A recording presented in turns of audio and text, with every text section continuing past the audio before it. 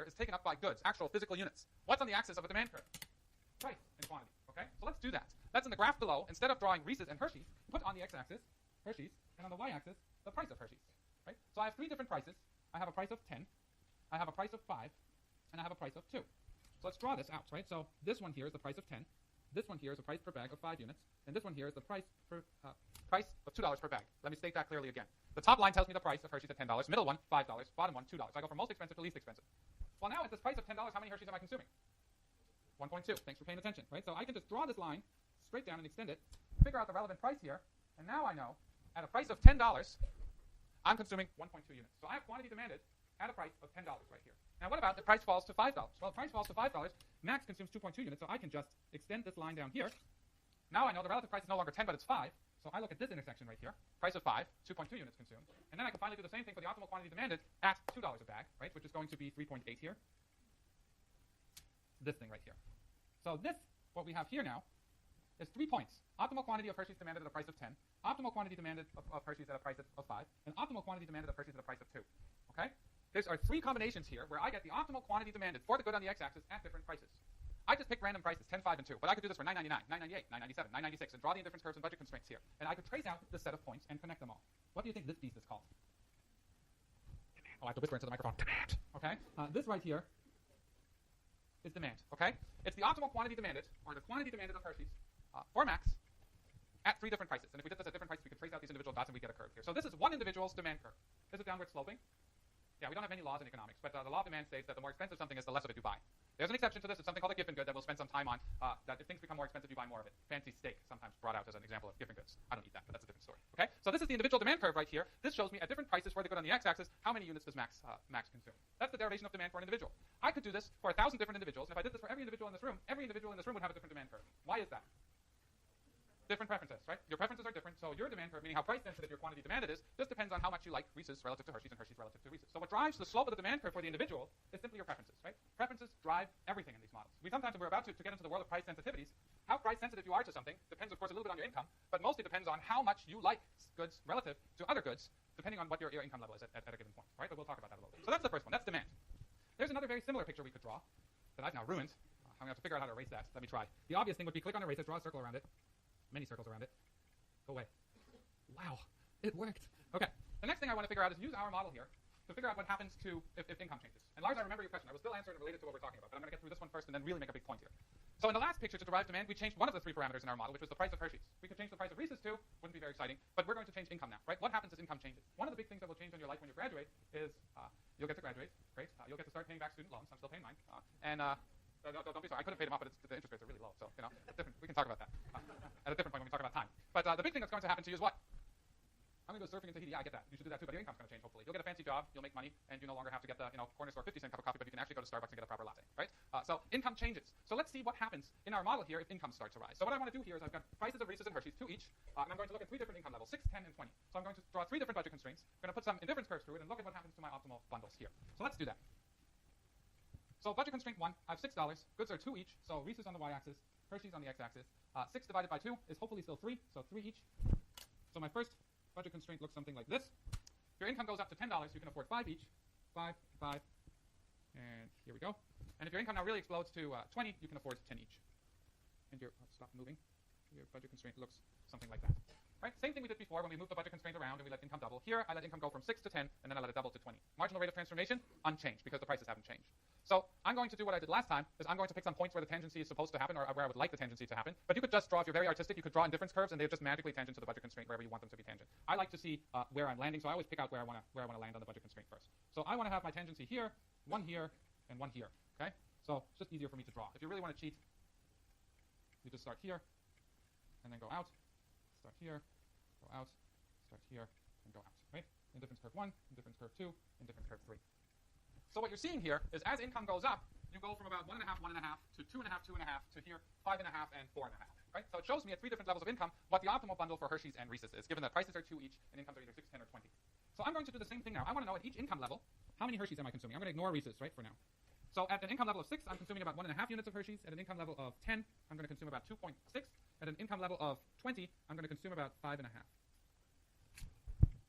Now what this here tells me is the optimal bundle of Hershey's and Reese's at 3 different incomes, and I've singled out here the optimal number of Hershey's consumed at these 3 different levels of income. So last time what we did in the bottom graph, we wanted to plot demand. So we wanted to plot at price changes what happens to the optimal quantity of Hershey's. That's demand. Now I'm going to draw something that doesn't put price on the y-axis here, but I'm going to put y, namely income, on the y-axis. And I want to look at what happens as income goes up to my optimal quantity demanded of Hershey's. All right, so no longer pH on the y-axis, but income. So y against h. So what are the 3 levels of income I've looked at? Oh, good job, Max. I'm still editing these slides. Over time, they'll be actually correct at some points when you're all rich and famous. Or just famous. Or happy, or all of the above. All right, so I labeled this from 1 to 10, but income goes up to 20, so I just rescaled my axis by multiplying everything by 2. So the 3 income levels I've looked at is $6, $10, and $20. Okay, so I'm going to do the same thing. I'm going to draw a horizontal line at the 3 income levels I've looked at, 6, 10, 20. And I'm going to look at what the optimal number of Hershey's is at that income level. So at $6, the optimal level of Hershey's consumed is that 1.4, 1.5 right there. And I'm just going to extend that line down south and look at where it actually intersects my $6 income line. I'm going to do the same thing for the optimal number of Hershey's at $10 of income. And I'm going to do the same thing for the optimal number of Hershey's at $20 of income. So now I've got 3 points here. I arbitrarily picked $6, $10, and $20. I could do this for $6 and a penny, $6 and 2 pennies, but the drawing would get really messy. And I could trace out the set of points, and you get a curve that looks like that. This curve right here is called the Engel curve, after a very famous economist who came up with this. It's not called a demand curve, because demand plots price against optimal quantity consumed. The Engel curve plots income against the optimal quantity consumed. So what happens here as income goes up? Does this person consume more or fewer Hershey's? More, right? So this is ultimately what we're going to call a normal good shortly. As income goes up, you want to consume more of it, right? What's going to happen to the number of lattes as you get more income? You might go to Starbucks twice a day, your morning and your afternoon latte. Right now, that's not an option. What's going to happen to your cup of noodles consumption? Maybe for some, some sentiment, you'll have a sentimental night alone in a big city somewhere, and you don't know anybody, and you wish you were in college, and you're going to buy a cup of noodles even though you're making $150,000 a year just for the old days' sake.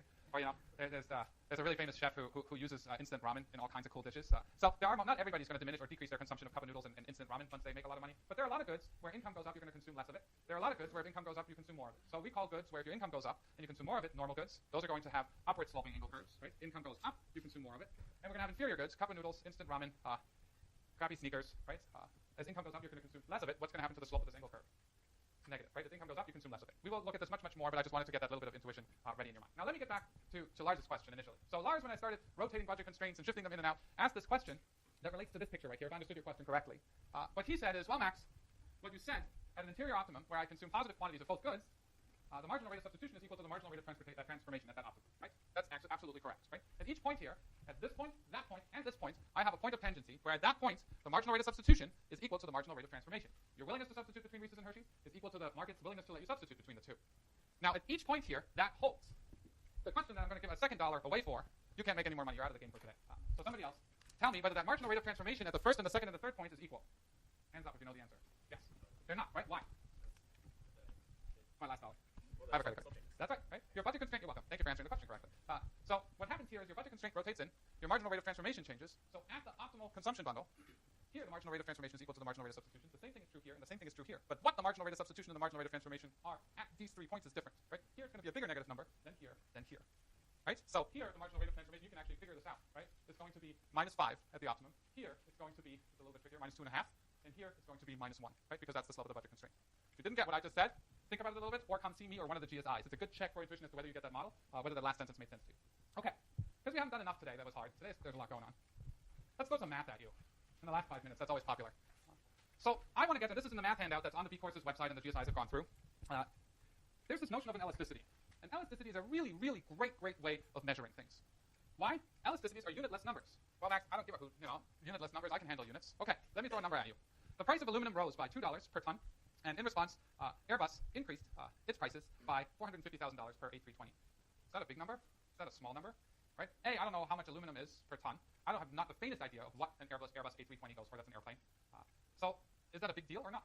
Right? How about I told you that prices of fertilizers went up by 10%, and as a consequence, wheat prices went up by 40%. Does that suggest a great responsiveness of wheat prices to the price of fertilizer? Yeah, right? So elasticities are really, they convey the same information as if you started talking about units, right? But they do it without using units. So an elasticity simply tells you the percentage change in one quantity due to the percentage change in another quantity, right? They don't just live in demands. They live in all kinds of things. Engineers use elasticities. Everybody uses elasticities because they don't have units.